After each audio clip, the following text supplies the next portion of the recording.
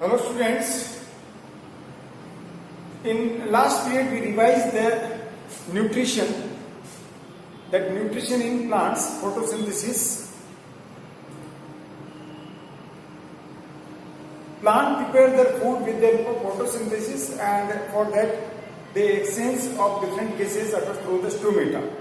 Today we are discuss the two activities, that carbon dioxide is essential for the photosynthesis, another one is of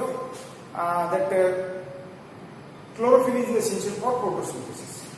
For the carbon dioxide, CO2 is essential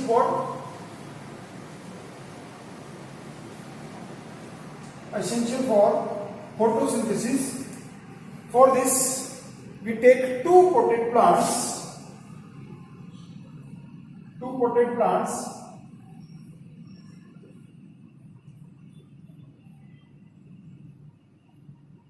These are the two potted plants, and both the potted plants kept in dark for 72 hours. Kept in dark for 72 hours for the de-starch. After that, both the potted plants covered with the bale jar in the dark. In one potted plant we kept KOH in Petri plates. This KOH absorbs the carbon dioxide which is present inside the bale jar.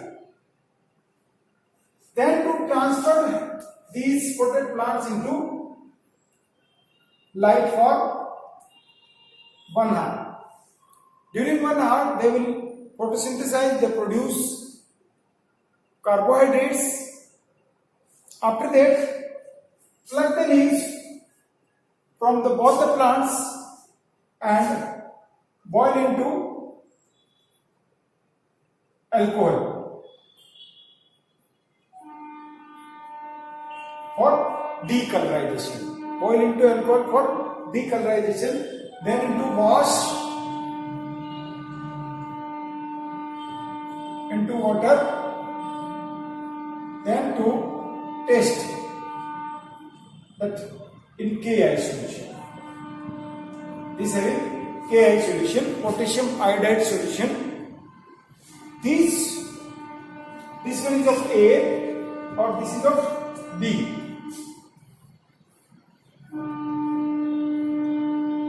E gives negative taste, A gives positive taste and B gives negative taste.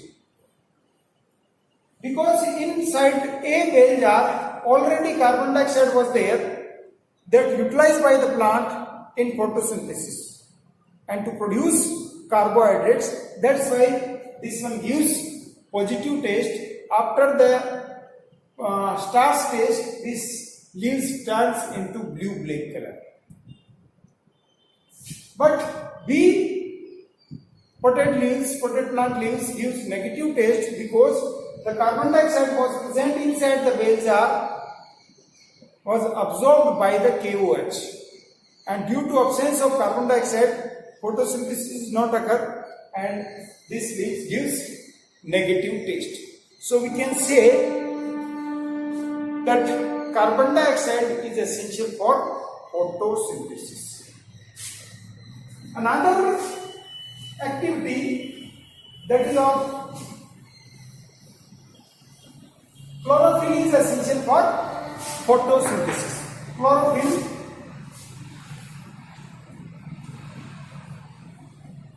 essential for photosynthesis. For this activity, take a potted plant with variegated leaves. Just like proton plant leaves. Variegated leaves which having some green areas and some yellow areas. Green areas means that areas having chloroplast, and yellow areas not having the chloroplast or chlorophyll. Chlorophyll pigment is not present in the yellow areas, but in green areas that chlorophyll pigment is there. So take a potted plant with the variegated leaves kept into dark for 72 hours for de-starch. because the starch which is present in the leaves, that will be consumed during the 72 hours, and after that kept into sunlight for 1 hour, then pluck the leaves, boil into alcohol and wash into water and taste into Ki, potassium iodide. Taste into potassium iodide. The leaves gives different types of taste.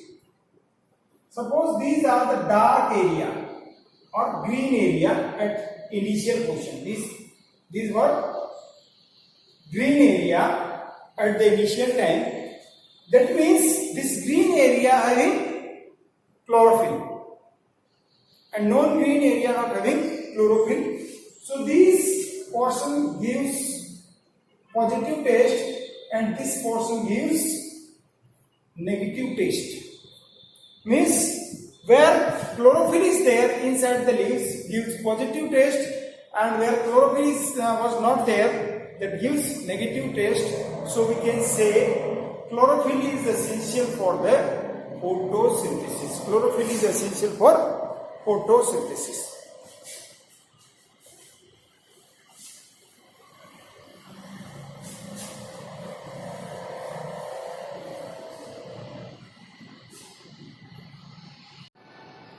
The next type of nutrition is of heterotropic nutrition.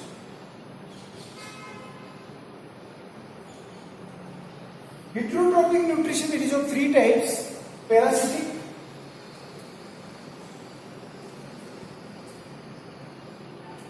saprotropic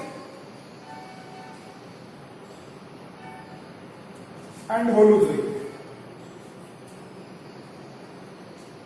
Parasitic means the organism is depend upon living organism, just like mosquitoes, cuscuta. Saprotropic, the organism depend upon dead organic matters. For example, fungi, Rafflesia plant. And holozoic means the organism engulf solid food material and digest in their body. Here, in parasite, they engulf digested food material. They absorb the digested food material.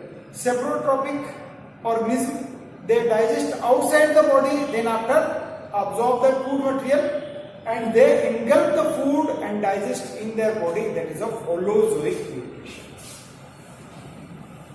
In amoeba and in human beings or in maximum organism, animals especially, holozoic nutrition is there. And it has 5 stages. That is of ingestion, the intake of solid food material, intake of solid food material, that is the ingestion. Another is of digestion, that conversion of complex food into simple ones. Conversion of complex food into simple one, that is of digestion. Third one is of absorption, then absorption of digested food material. Fourth stage is of assimilation,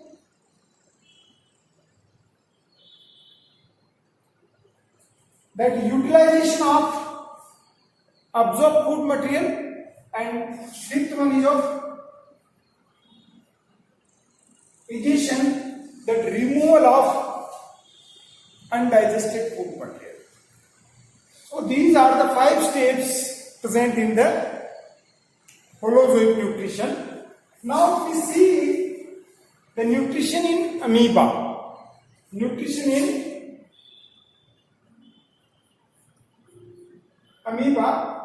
Amoeba is single-celled organism and it intake the food material with the help of cell membrane or plasma membrane. Whenever food is contact with the cell membrane, it produces false feet that is known as pseudopodia. And these pseudopodia engulf the food material with the help of endocytosis process. Endocytosis process. Engulf the food material, and this process is known as ingestion. This is nucleus and other cell organs. After that, this food material will attach with lysosome.